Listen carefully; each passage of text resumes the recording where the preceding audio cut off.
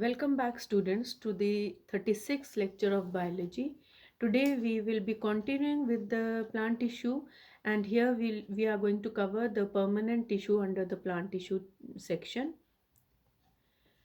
But before that, let's see what are and how are the plant tissues distributed, so that you are able to recognize the various terms which are related to the regions of the plant tissue. The plant, as you know, it is having the two systems, the shoot system as well as the root system. Shoot system, which includes the leaves, the buds, the stems, the branches, and the root system, which has the various types of roots in it. If we have a cut section, that is the transverse cut section of leaves, roots, and the stems, we will be able to see that all the tissues and the cells, they are distributed in the transverse section in three regions: the dermal tissue, the ground tissue, as well as the vascular bundles or the vascular tissue. If we talk about in the leaf, the epidermis is on the two sides. Then the main working region where photosynthesis and the transportation of material, it is in the palisade and the spongy mesophyll region, which is as the ground tissue. And the main transporting tissue, which is the midrib and the veins, would be as the vascular tissue region, the xylem and phloem. Then in the stem also, epidermis as the covering. The main storage region and mechanical strength would be the ground tissue region, and for transportation, it would be the vascular tissue region. And along with the in talking about ground tissue region, there are two portions, that is the cortex and the pith. Cortex on the outer side, and in the very center of the stem there is the pith region. Coming on to the root portion, the dermal tissue having the outer covering. Then the ground tissue region has three regions: cortex, endodermis, and pericycle. And for transportation, there would be the vascular region, that is the vascular bundle or the vascular region.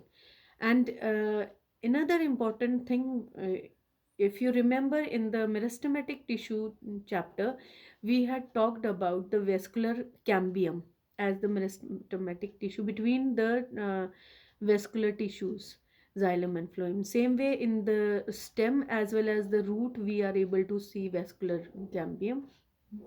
And for cork cambium, it would be in the cortex region below the epidermis. So, in all the three main parts of the plant, that is leaf, stem, and root, you are to remember the regions like the mesophyll region, epidermis, the cortex, the pith, the vascular tissue region, the endodermis, the pericycle, so that when you are understanding the permanent tissues, you are very carefully understanding them.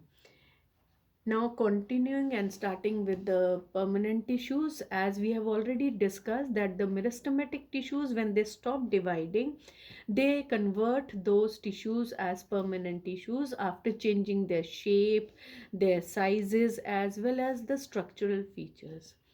Now, these permanent tissues, according to the kind of cells present in it, are of two types: the simple permanent tissue, which are having all the similar kind of cells in it, or the complex permanent tissue, where all different kind of cells combine together to form one complex tissue.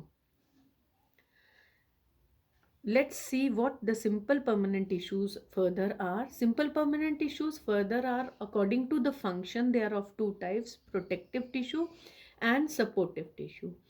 Protective tissue, which is covering the parts of the plant as epidermis or the cox or the phloem, and the supporting tissue, which is as parenchyma, collenchyma, and sclerenchyma.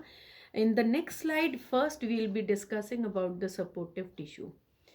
The supportive tissue, as it is of three types: parenchyma tissue, collenchyma tissue and sclerenchyma.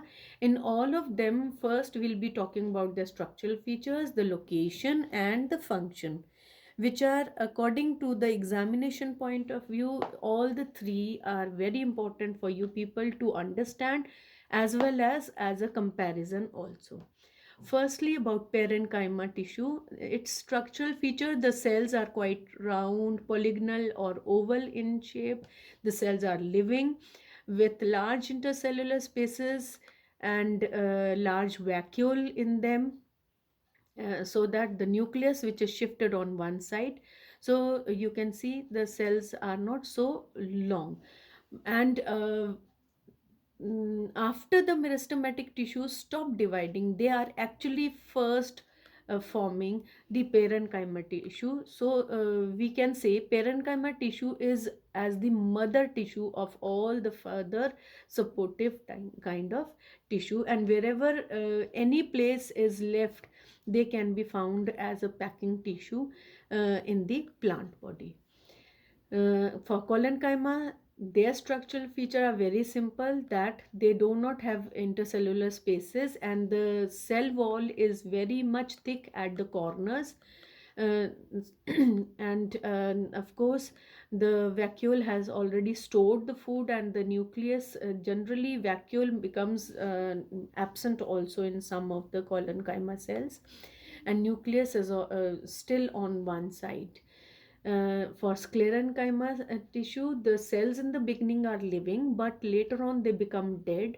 And once the cells they become dead, the inner content of the cell is not there. That is, protoplasmic content is not there. So the inner space, which is called lumen, it is empty. But as they become dead and as time passes, the inner lining of these cells, they get deposited with the thick wall coatings called the lignin or the suberin. These are the waxy excretory waste of the plant. Now, these sclerenchyma cells, according to shape, they are of two types. Very long cells, they are called as the fiber cells, or very small oval or circular shaped cells, they are called as the sclerites. Talking about location, for parenchyma cells, they would be in the softer parts of the plant, or the stem, and the roots as cortex, as pith, as and in case of the flowers as well as the fruits also. In leaves, they would be as the medullary or mesophyll cells.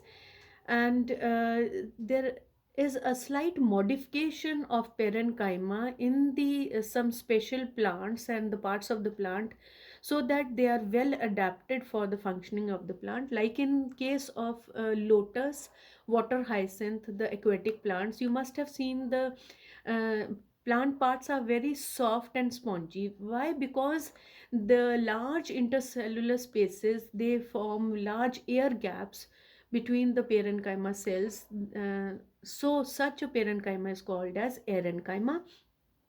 And in case of leaves, they have enough chlorophyll and chloroplast to accommodate for the photosynthesis phenomena, so that parenchyma is called as chlorenchyma, which is present in the medullary regions of the leaves. For collenchyma, it would be in the bit harder parts of the plant, like the leaf stalk, the epidermis of leaves and stems of dicotyledonous plants. But students, be careful, no collenchyma is in the monocotyledonous plants. Then for sclerenchyma, as fibers, they would be as longitudinal bundles between the vascular bundles or the transporting tissue. For sclerites, or also called as the grit cells, also called as the stone cells, they would be in the pith region and the cortex of the ground tissue, in the phloem, or amongst the phloem and the seed coat, or of the seeds and the nuts. For functioning, parenchyma is for storage because large vacuoles are present, so it is for storage of food and waste, provides turgidity and toughness, and as I told you, as a packing tissue also. for collenchyma as well as sclerenchyma. Both are mainly for the mechanical strength and elasticity of the plant and for the protection and elongation of the plant body. Coming on next is the protective tissue. As we have already told you, there are of two types, epidermis and the cork. But firstly, we'll see epidermis. It is covering all the parts of the plant, like the flowers, fruits, stems, leaves, and the roots. In case of the leaf, they are on the two portions, the upper epidermis and the lower epidermis. And this epidermis, it is mainly covered either by parenchyma cells or composed of the collenchyma cells. But in leaves, it is covered by an extra layer called as the cuticle, which can be as a waxy coating. And this epidermis, it is helping in protection against the loss of water, mechanical injury, or any kind of fungal infection. In case of the cork, if we talk about the next kind of protective tissue, whenever students, you have to understand that whenever in the first season of the plant, epidermis was covering the stems and roots and leaves. But in the second season, the epidermis of the stem and roots, it's peeled off. And below the epidermis, as we know, there would be the meristematic tissue called as the cork cambium, which would be continuously mm, dividing and adding cells on the upper part of the cork cambium as well as on the lower part. So on the lower side, it would be called as the phelloderm, and on the upper side, it would be called as the phellum. So once the epidermis is peeled off, it needs a protective covering. So this phellum would be taking the place of the epidermis as cork. So the same phellum is called as cork, and it is in the beginning the cells are living, but gradually the cells become dead sclerenchyma cells coated with the waxy substance called as the suberin, which makes the phellum a waterproof protective coating of the plant. So these are the two protective coverings of the plant. Next is the complex permanent tissue. As the term says, complex, because the cells in the permanent tissue are of different kinds bundled up to form the tissue. And these complex permanent tissue are of two types, the xylem and phloem. Xylem, it is composed of long cells, narrow cells called as tracheids, tube-like cells as the vessels, and the xylem fibers, the sclerenchyma fibers, and along with them are the living cells called as the xylem parenchyma cells.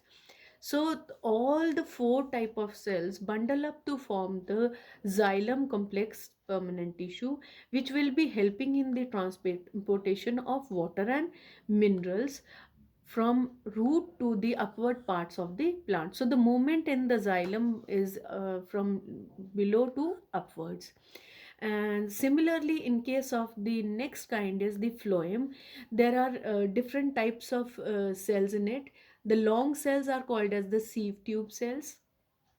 Then they have the sclerenchyma cells also on the sides, and the parenchyma very long cells are immediately next to the sieve tubes are the companion cells. They are called companion cells because they are the helpers of the sieve tubes for temporary storage.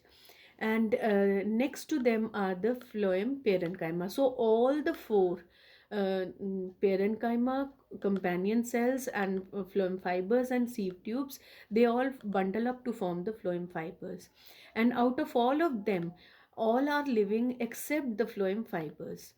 And sieve tubes are called as tubes or sieve tubes because the partition cell wall between the upper and the lower sieve tubes, they are having a porous cell wall. So you can see in this right side diagram, you can see there are pores between this cell wall. So the term given to them is the sieve plate to the cell wall. And these tube cells which are along with the sieve plates are called as the sieve tubes. And in sieve tubes, the movement of substance is that the food is dissolved in water, and it is movement from up to below, because food when produced in the leaves is transported towards the downward part of the plant. So in this way, the xylem being the transporting tissue of water and minerals, and phloem being the transporting tissue of the dissolved organic substance, that is the food material. So this is what we had to discuss in the complex permanent tissue also. And both xylem and phloem, when they bundle up, they form the vascular bundles, as we have already discussed this. With this, we come to the end of the permanent tissue topic. Next time we'll be continuing with the animal tissue and their further types. Till then, please go through this video very carefully so that you are able to understand each subtype of the permanent tissue. Thank you.